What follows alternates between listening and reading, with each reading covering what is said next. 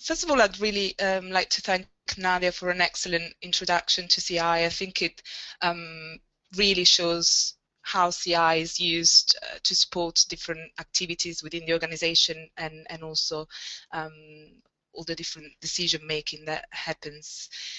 So thank you very much. And like Arthur explained, what I will do now is tell you a little bit about how companies such as GIA work with companies providing CI in all its various forms.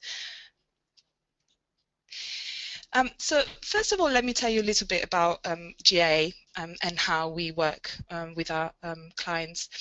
So GIA is a provider of competitive intelligence, and actually I agree with Nadia on the terminology. I do prefer to use the term market intelligence, and I find that it gives a more comprehensive picture.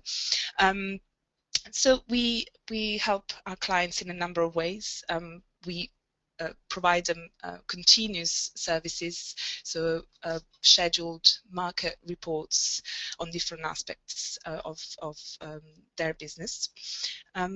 We also provide an intelligence software, and actually Nadia mentioned this aspect of CI or MI during a presentation.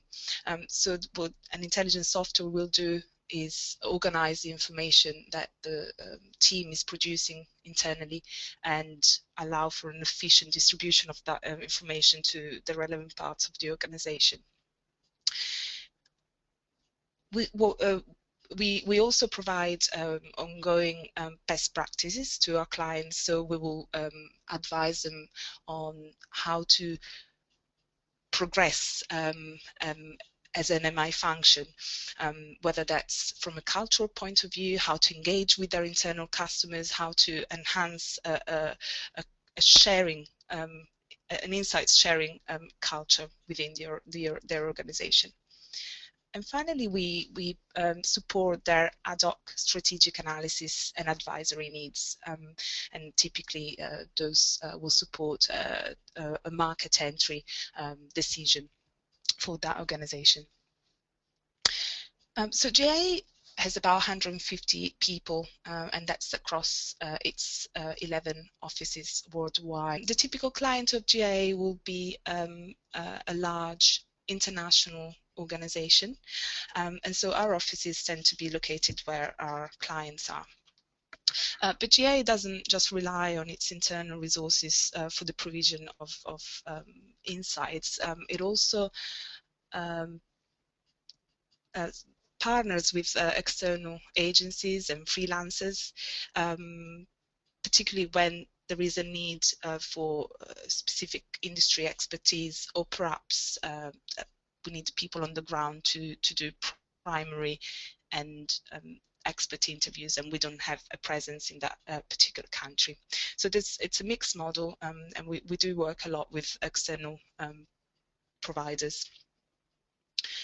But let me now tell you a little bit, give you a broad picture of the type of projects that we typically get involved with. The strategic analysis studies around market sizing and segmentation, market share analysis, market share attractiveness, value chain studies, M&As studies, competitive landscape studies, and competitive benchmarking, etc., etc. And I'll show you in a minute some examples of actual projects that we've done, so that we can contextualize this a little bit more. So if we move on to the next slide, let's bring these case examples to life and give you a picture of the type of work that we actually do. So this first example represent the project that we did for a manufacturer of a medical device, and this company wanted to enter the a specific market, and actually I can tell you it was the Brazilian market. So they wanted to be able to back up their assumptions with actual information. And so they engaged with us to do that. We do have our own offices in Sao Paulo, so we had people on the ground to do the expert interviews, and they had the knowledge required. So we spoke to different doctors and players in the value chain, and actually what we found was that there was a gap in the market for that type of product, and that type of product was something required in hospitals in this country. So we for this reason we recommended our client to enter that market. And obviously when we were talking to the doctors and the other players in the value chain, we were also able to scope and find out a bit more about the pricing strategy of other competitors in Brazil, which gave our client a better understanding of the pricing model and how they should position themselves with regards to pricing. And so they were able to make informed decisions and efficiently enter the Brazilian market. So the next case study I wanted to show you is about a project that we did for a high-end food manufacturer and producer of natural products. And their assumption was that their product would be ideal for a market they identified as a prime consumer of that product. So that they came to GIA, and we did interviews with different target consumers, influencers, and wholesalers.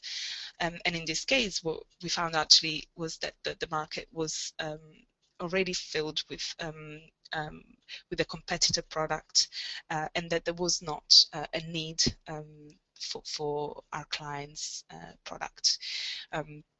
So we're able to advise our clients against their assumptions and not to enter that particular market and focus on a less saturated market, and that obviously meant a saving for them, a saving on the investment that they were about to do, which we feel would have failed. Moving on now to the next slide. This last case I'm about to show you is slightly different to the previous two, and the reason for this is that this is part of a continuous market monitoring exercise that we provide to this energy company. So as part of that, GIA monitors news in emerging markets where this energy company wants to keep an eye on to understand any threats or opportunities. And in fact, through this continuous market monitoring activity, we identified some regulatory changes which meant that created some favorable conditions for a client to enter. So we flagged this up, and a client was able to enter the market. A decision that, or an opportunity that would have not perhaps been identified unless we were continuously monitoring that market on their behalf. What I'd like to do now is I've given you some examples and descriptions of the type of work that we've done for some of our clients, but I now want to show you some deliverables and the type of reports that we share with our clients, and talk a little bit about that. So first of all, what we always try to do is getting the outputs as client ready and as visual as possible. Often this information is presented to board of directors, because of course this is supporting important decisions within the business. So we want to have a lot of impact, and we want it to be easy and visual for the audience. We don't just give the global or broad global market share to the client. That would not be sufficient measure for the client to enter a new market. So what we do is always break down the numbers by region and industry, so that our clients can make informed decisions, and looking at the numbers, looking at the granularity of them, they can then make better decisions. Moving on to the second example, in providing the reports, and as we are conducting the projects, what's really important for us is that we keep a continuous dialogue with the client, and make sure that we interpreted their needs in the correct way, and that we are addressing those needs accordingly. What we can also customize is the look and feel of what we produce. So we will always make sure that the type of report that we are providing them with is in line with their expectations, and is in line with the internal way of practice. So everything that we do will always be customized to the needs of the client, and also the look and feel that they require for the actual deliverables. This next slide shows you how we use bubble charts to visualize the best opportunities, and for instance, in this case, these are based on market shares and forecasts. And you can see, for instance, you can really quickly and very easily identify the best opportunities and the growth rate. So for instance, here you can see this is the best opportunity. Perhaps the growth rate is not as great as the other opportunities that have been identified. Again, this is to allow our clients to communicate efficiently the findings and the opportunities, because more often than not, these are going to other parts of the organization. So we need to make sure that what we're providing to our client is as ready and easy to interpret and communicate as possible.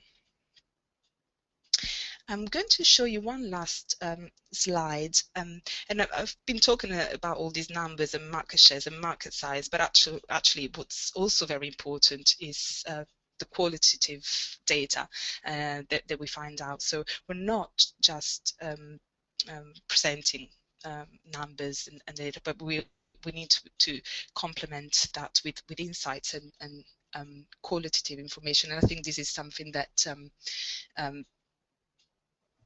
Nadia also mentioned in her presentation, emphasizing the insights and what it means for the business and why is that important. So that's always something that we try to do. And this is all I wanted to really show you. Hopefully it will give you a better view of the type of work that companies such as us get involved with, and the way that we support businesses with insights and market intelligence or competitive intelligence. Thank you very much.